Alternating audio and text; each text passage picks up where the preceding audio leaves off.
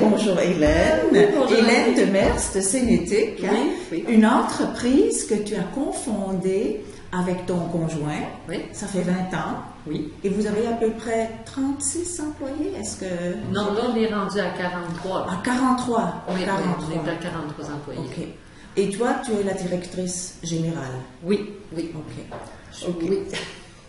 Alors, on a eu la chance de se rencontrer et j'ai trouvé bien intéressant ta façon d'envisager la gestion, la façon que tu gères. Alors, j'ai des questions par rapport à ça et je pense que ça va aider bien des personnes.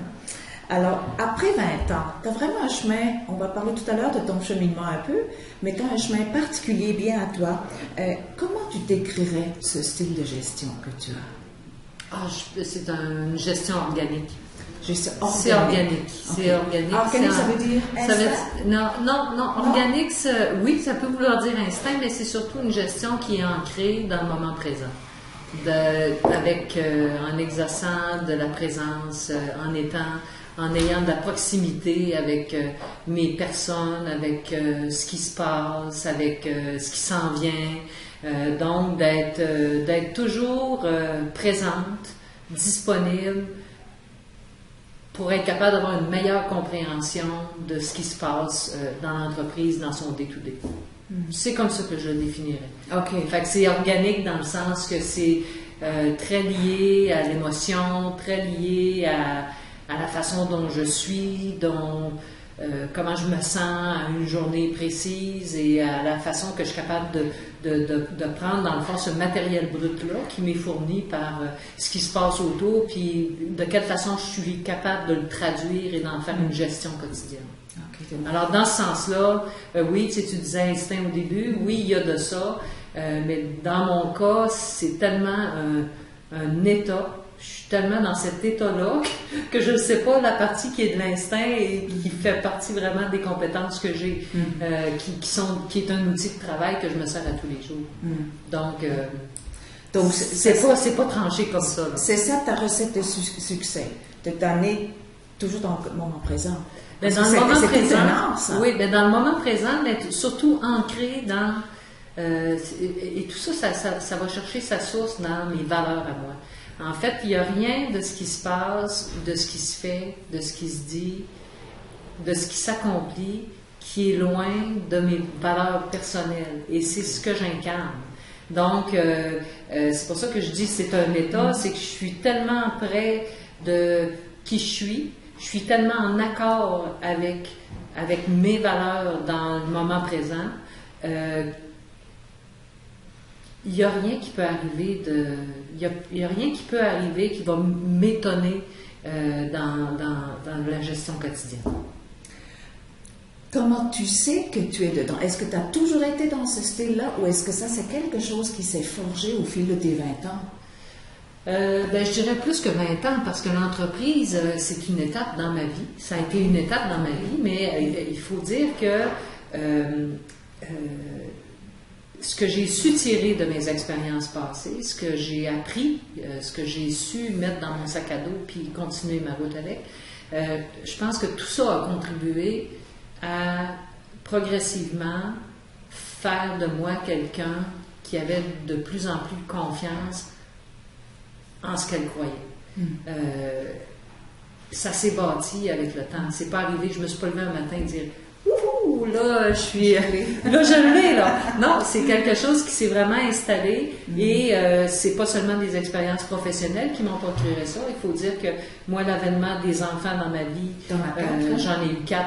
Donc, l'avènement de mes enfants a été très formateur, ne serait-ce que pour moi me connaître mieux, identifier de quelle façon je voulais être en relation avec les autres. Quand on a la responsabilité de faire grandir des petits cerveaux, il y a une partie de soi il faut l'avoir apprivoisée pour vraiment bien communiquer avec nos enfants, bien les aimer.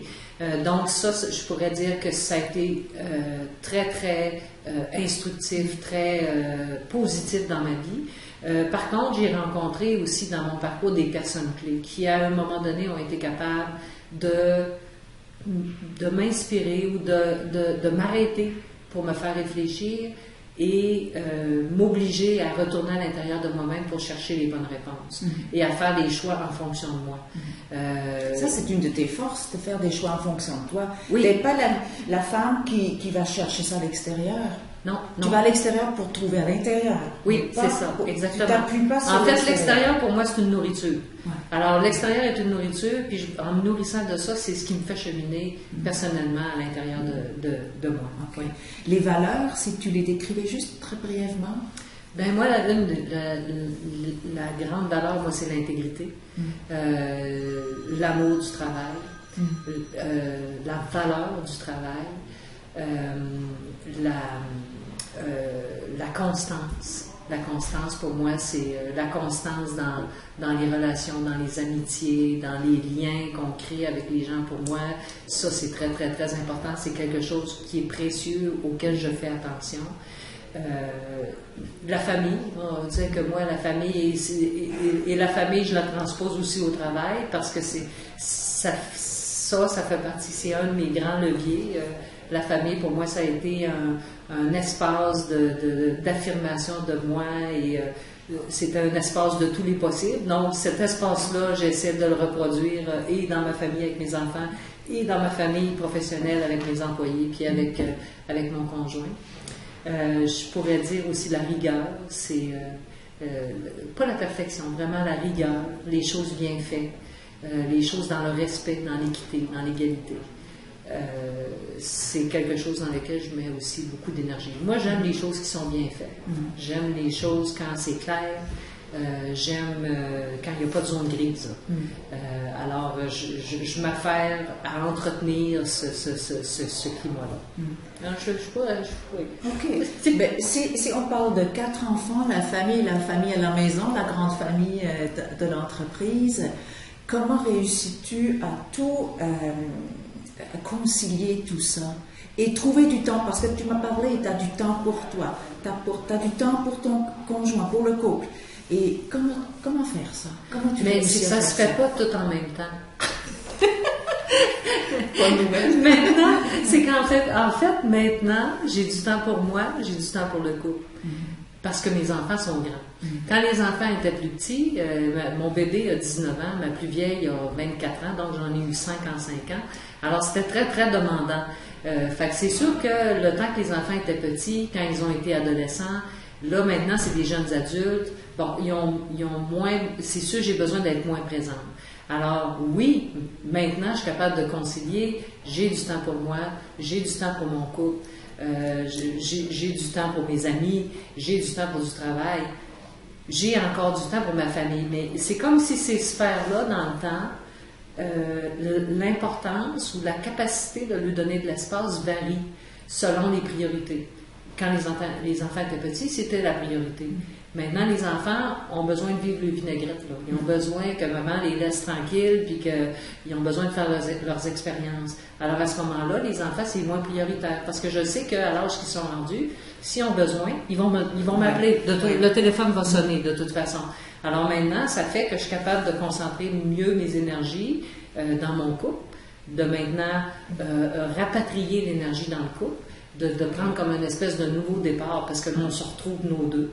On est tous les deux début cinquantaine, donc c'est une période qui est demandante aussi au niveau des changements, autant pour moi que pour mon conjoint. Mais on y arrive. On y arrive parce qu'on s'est toujours respecté, on s'est toujours, comment je pourrais dire, on a toujours fait attention l'un à l'autre en étant conscient des saisons de l'un et de l'autre dans la vie. Alors oui, concilier. Si je fais la moyenne de ma capacité de concilier sur ma vie, oui, ça se fait. Mais le piège, c'est que ça se fait pas tout en même temps. Puis dans une même journée, on peut pas être dédié autant à la famille qu'au couple, que pour soi, que pour les amis, que pour le travail. Ça arrive des fois, moi, il y a plusieurs, dans ma vie, il y a des matins où je m'assoyais au coin de mon lit puis que je pleurais parce que j'en avais par-dessus les baskets. Puis un coup que j'avais fini, je repartais, puis je commençais ma journée, puis je choisissais ce que je voulais faire. Je me disais, bon, ben là, c'est ça que j'ai à faire aujourd'hui. Est-ce que c'est ça que je veux faire? Oui, c'est ça que je veux faire. Bon, ben allez, organise-toi, ma grande, puis organise-toi pour que les choses arrivent. Mais le syndrome de la perfection, que tout arrive égal, À un moment donné, j'ai lâché prise par rapport à ça. Ouais. Je faisais du mieux que je pouvais. Oui. Ce que j'ai trouvé très intéressant, c'est que quand tu disais justement ce que tu viens de dire par rapport à... Tu avais des émotions, à un moment donné, sur le coin de ton lit, et tu laissais sortir ça prenait 5 minutes, et une fois sorti, tu refusais tes choix. Oui, tout à fait. Oui, parce que c'est pas... en fait, c'est que je me suis donné cette permission-là. Ouais.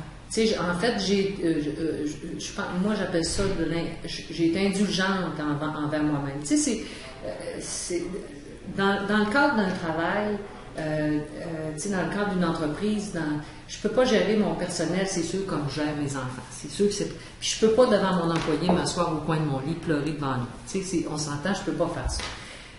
Il y a une façon de faire au travail qui est très différente.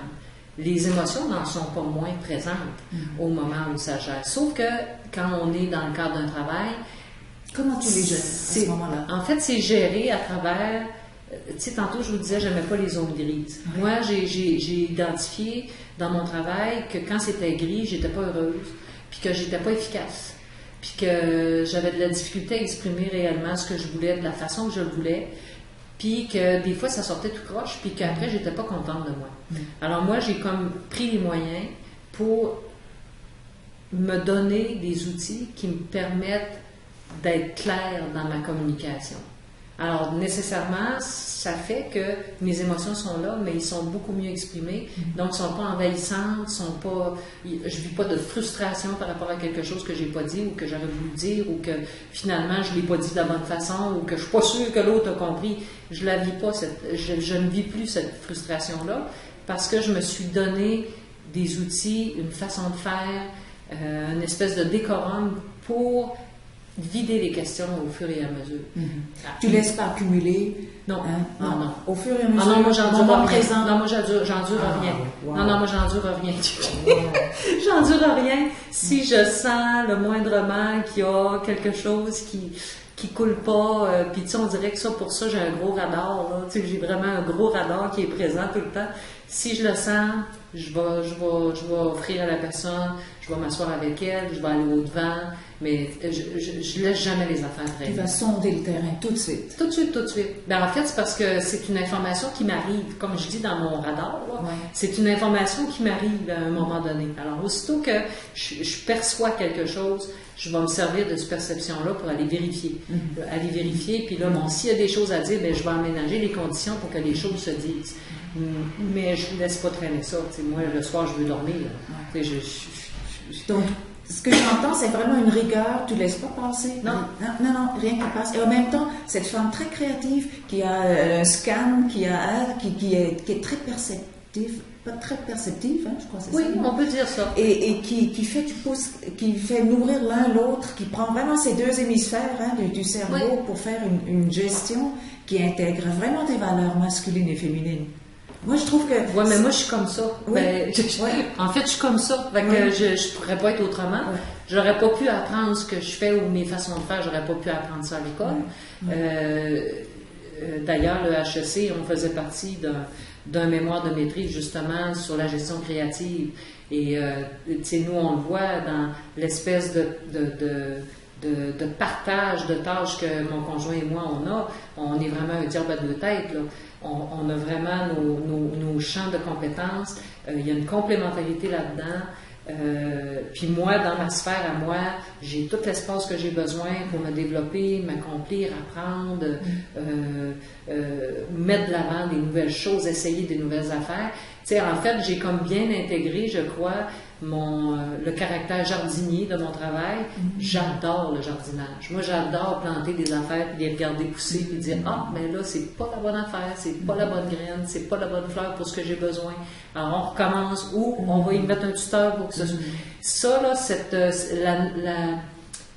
la notion d'expérimentation de mon travail, même si ça peut parfois être un travail qui est très cartésien avec une approche très pragmatique, moi, je suis capable de le transformer dans un matériel brut, puis d'en faire quelque chose. Oui, exactement.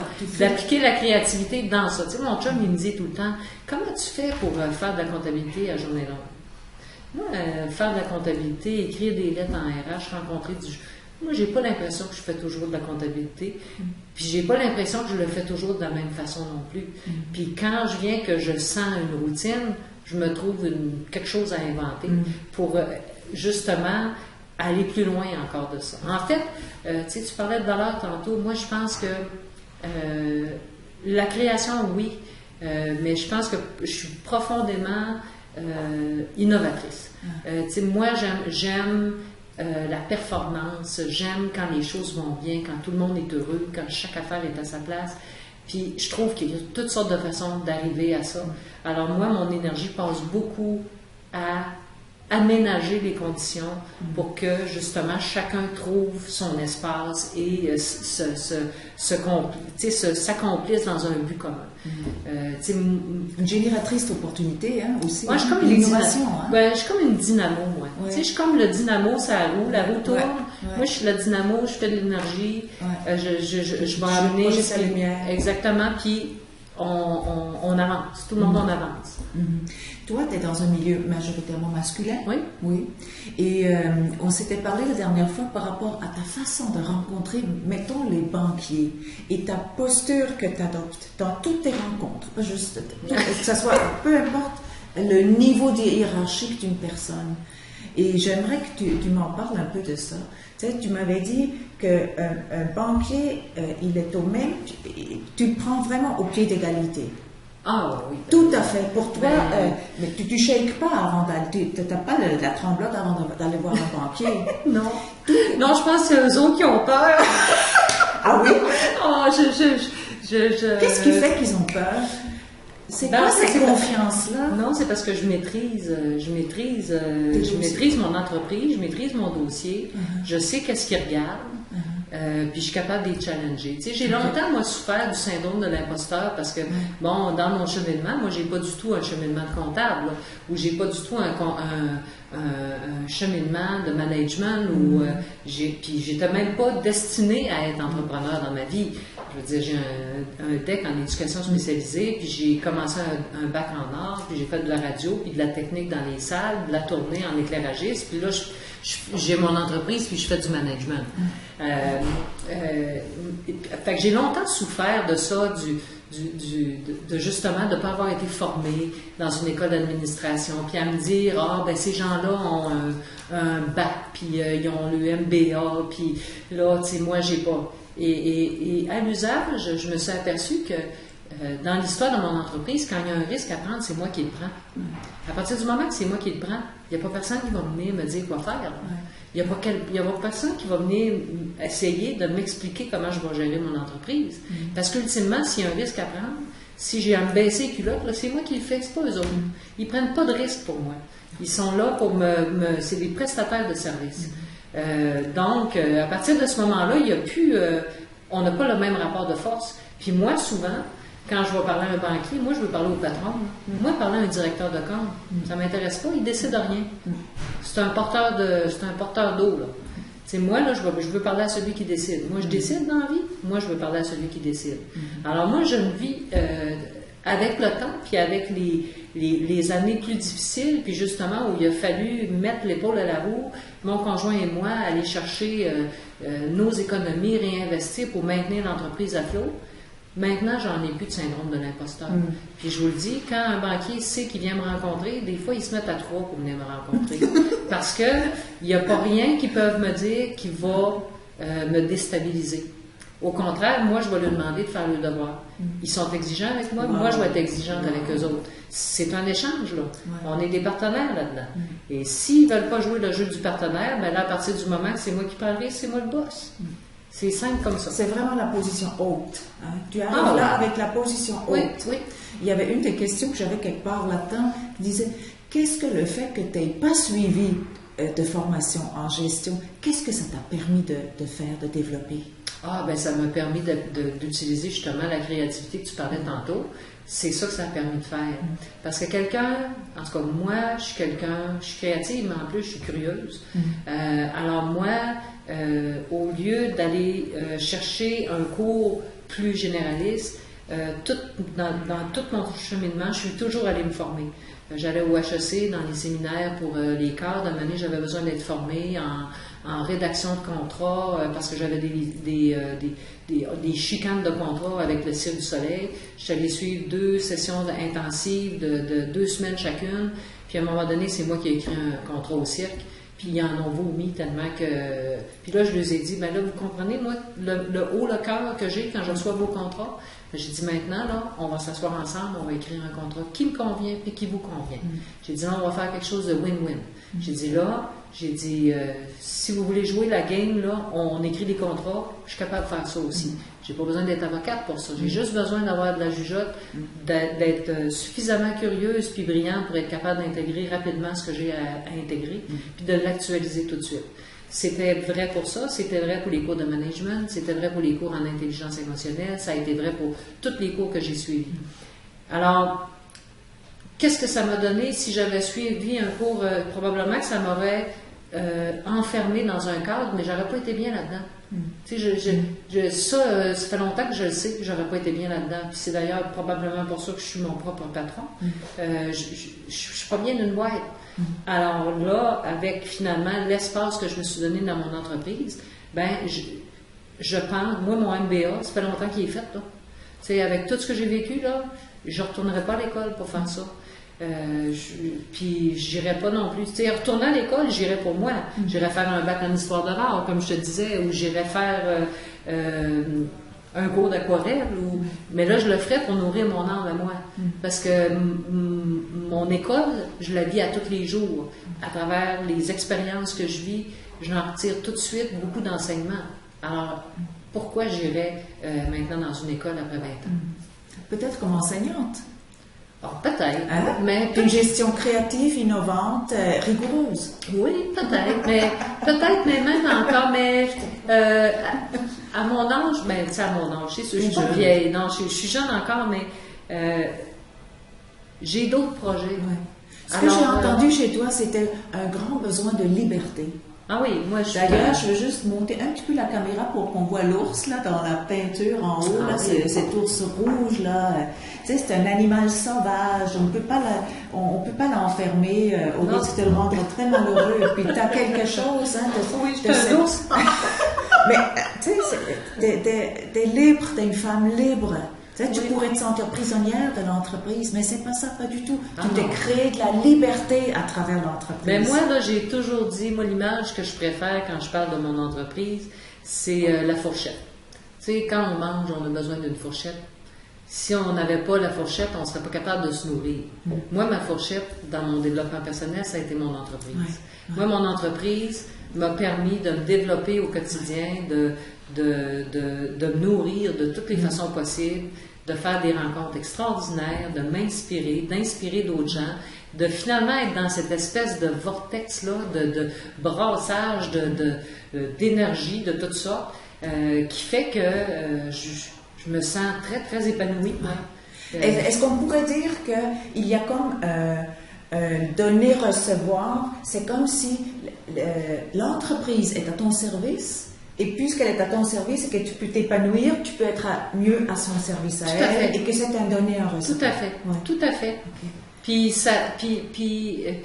c'est vrai parce qu'il y a eu aussi des processus dans le développement de l'entreprise, des bons moments, des mauvais moments, des moments de croissance, de décroissance, de restriction, de stabilisation. Des moments où les enfants étaient à la crise à la maison, donc je pouvais être moins ici, moins disponible. Et dans le fond, cet échange-là, c'est toujours passé. C'est dans le fond, l'entreprise m'a très bien rendu ce que je lui ai donné, et vice-versa. Fait que, oui. Puis, oui, puis il n'y a rien comme être en mouvement aussi. Hein. Tu disais, bon, oui, je suis une femme libre. Je pense que plus que d'être une femme libre, c'est que je suis une femme en mouvement. Et tant que tu es en mouvement, ça a un effet attractif, ça, pour les gens. Ça attire des opportunités, ça attire des personnes. Puis c'est là qu'il y a un échange qui se passe. Parlons d'après, moi je veux juste aller un peu dans la petite cuisine là, de la gestion, hein, que des fois ça nous donne du fil à retordre. C'est quoi, mettons, ta recette de succès à l'embauche? Comment donc tu évites de trouver avec des personnes qui ne fitent pas avec ton entreprise. Comment tu t'y prends? Et Seigneur, ça là, c'est quasiment de la magie. Ah, parlez-moi de ça! Non, mais en fait, c'est presque de la magie parce que ce qu'il faut comprendre, c'est que l'équipe de travail ici est relativement stable. Tu sais, sur les, tu sais, je disais, là, on est rendu 43, mais tu sais, notre noyau dur, c'est une trentaine de personnes. Il y a des gens que ça fait 10, 15 ans, 20 ans qui travaillent, qui sont là depuis les tout débuts. Donc, l'entreprise est relativement stable, puis je pourrais même dire que c'est des gens qu'on a choisis. Puis c'est ça qui se passe à l'embauche. C'est qu'on les choisit. On décide qu'on veut qu'ils viennent travailler chez nous. Et pas l'inverse. C'est pas les gens qui font application puis qui acceptent un travail ou qui acceptent pas un travail. C'est nous, dans le processus d'entrevue, puis tu sais, comme moi, quand je passe des entrevues, ou mon directeur d'usine, ou mon directeur des opérations, quand il s'assoit avec quelqu'un, à quelque part dans le processus d'entrevue, on décide que oui, cette personne-là, ça serait quelqu'un qui serait avec une bonne contribution pour notre équipe. Puis de toute façon, les personnes qui correspondent pas ou qui sont pas capables de suivre notre fonctionnement et nos standards, de répondre à nos standards de qualité, ils restent pas. Ils survivent pas.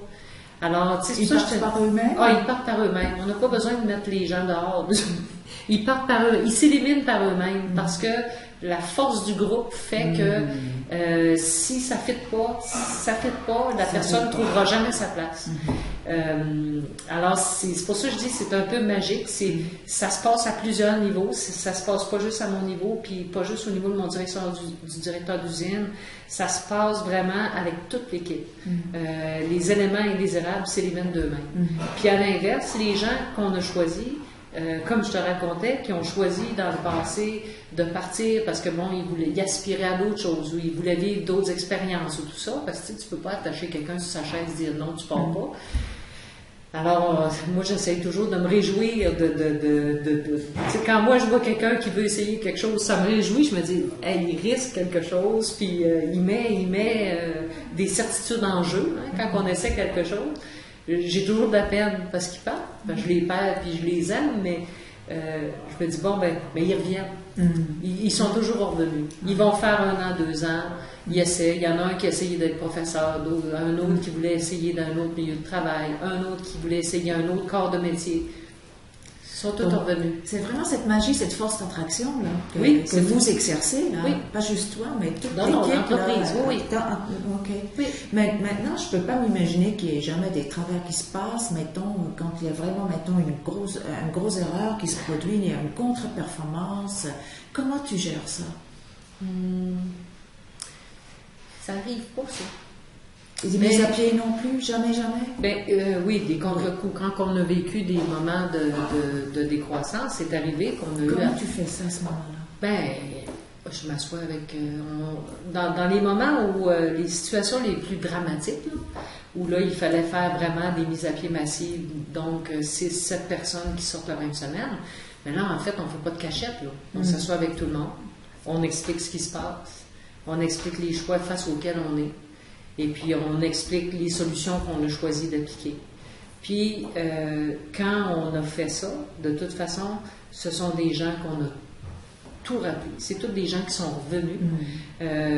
Parce que de toute façon, les gens, nos gens, quand ils sont face à une situation comme celle-là, ils veulent pas. Il y a mieux sur le chômage 4-6 semaines que d'aller travailler ailleurs. Ils ne veulent pas aller travailler ailleurs, ils veulent en venir. Mais c'est sûr qu'émotivement, pour nous, c'est difficile parce que Martin et moi, c'est vraiment pas ce qu'on préfère faire. Heureusement, on le fera probablement pas dans les prochaines années, mais c'est arrivé par le passé.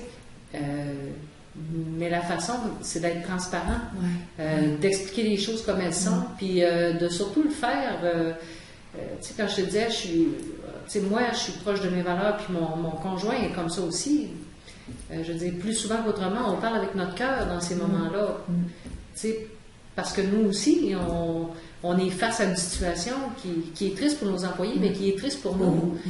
Ça se passe à un différent niveau, mais c'est pas drôle pour personne, pour nous et pour eux.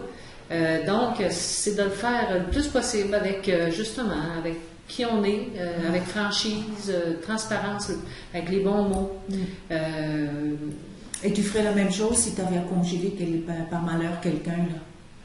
Oui, mais si j'ai à congédier quelqu'un, ça dépend du contexte. Si c'est un contexte qui est disciplinaire, en lien avec des mauvais comportements au travail ou des dérogations comme consommation de drogue, alcool, ça, j'ai pas beaucoup d'empathie pour ça.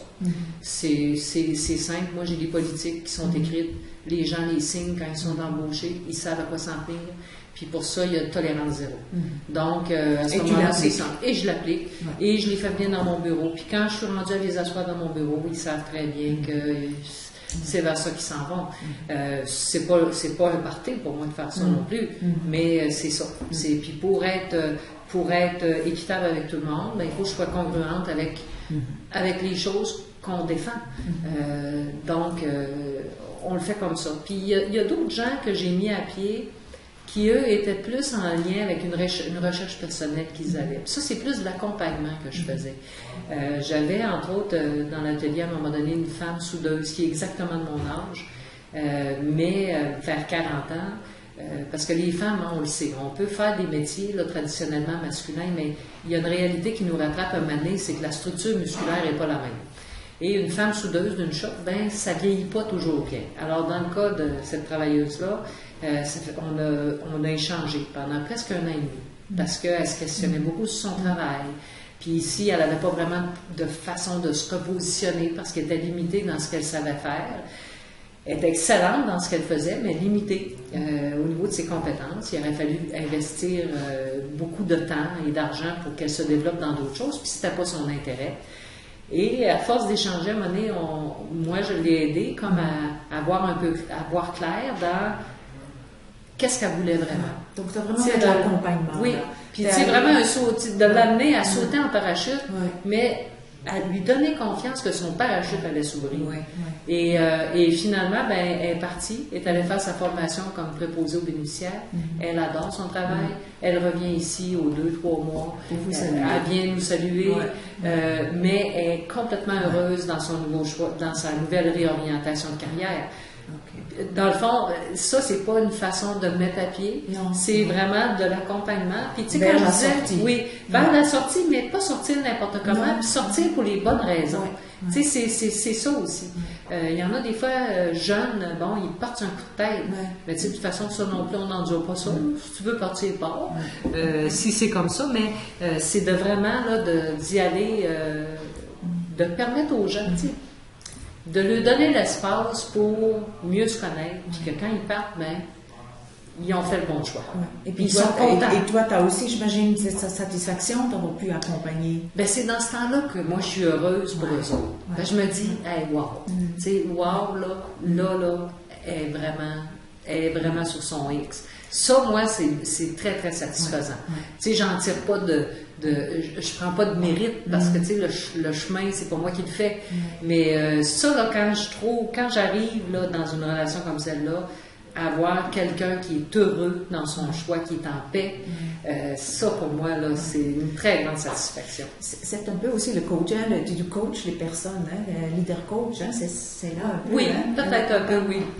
Vous êtes une entreprise familiale qui a déjà un certain âge. Est-ce que il y a une relève qui est intéressée? Est-ce qu'il y a parmi vos enfants? Est-ce qu'il y a des plans déjà qui sont là? Juste très brièvement. Brièvement. En fait, oui, il y a une relève. Puis le plan de relève est déjà en cours. Ça va se faire en partie avec les enfants, mais ça passe surtout par 3 personnes clés qu'on a ici à l'entreprise, à l'intérieur, qui sont avec nous depuis longtemps, puis qui présentent aussi des profils de compétences et des profils personnels qui vont permettre à la compagnie de se perpétuer dans le temps. Puis il faut dire aussi qu'ils sont assez imprégnés aussi de nos valeurs et de notre culture, parce que justement, ça fait longtemps qu'ils sont avec nous.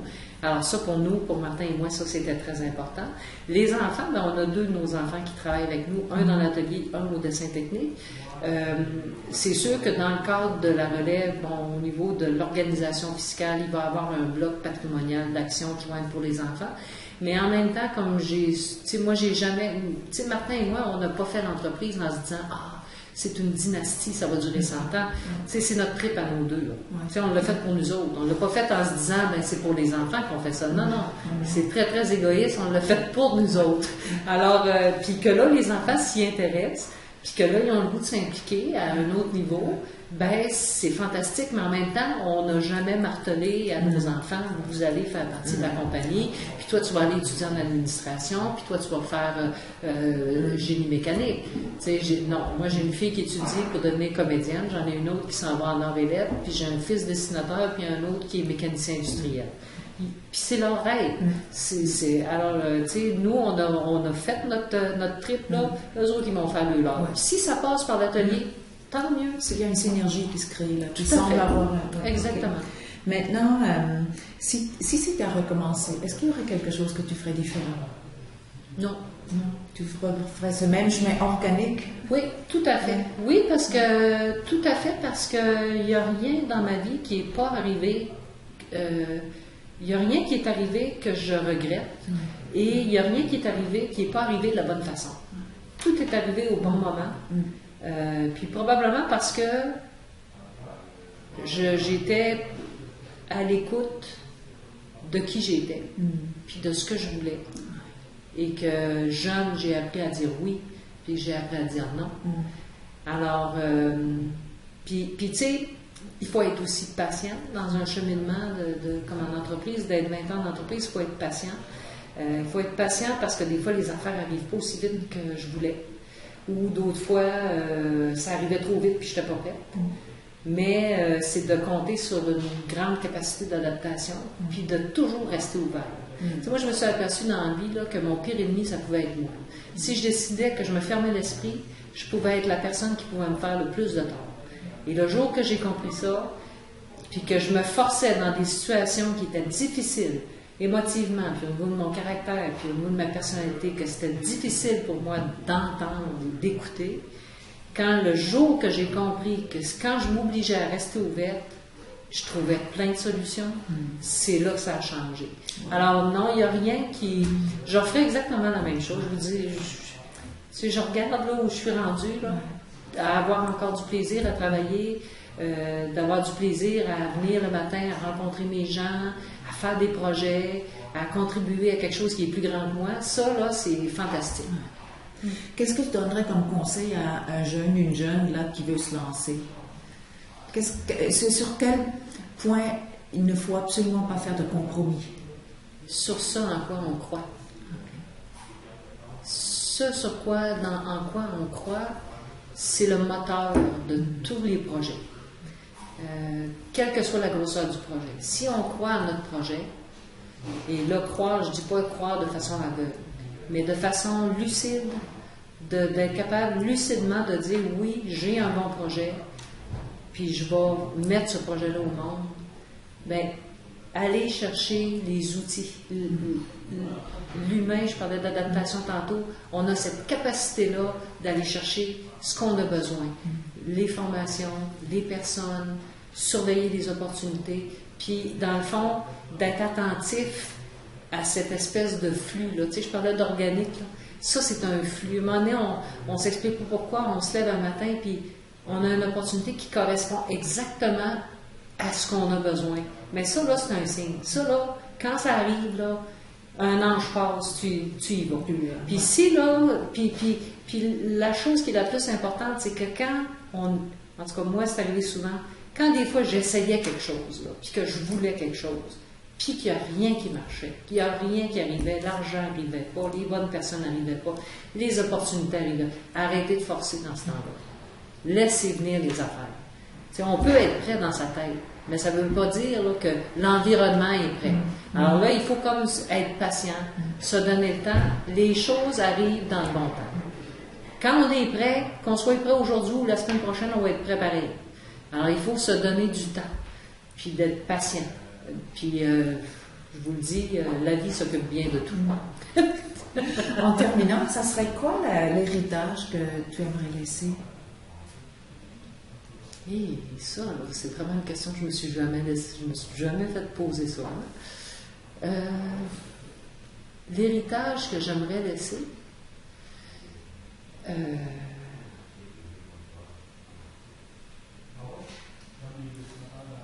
un environnement où tout le monde trouve l'espace pour se développer.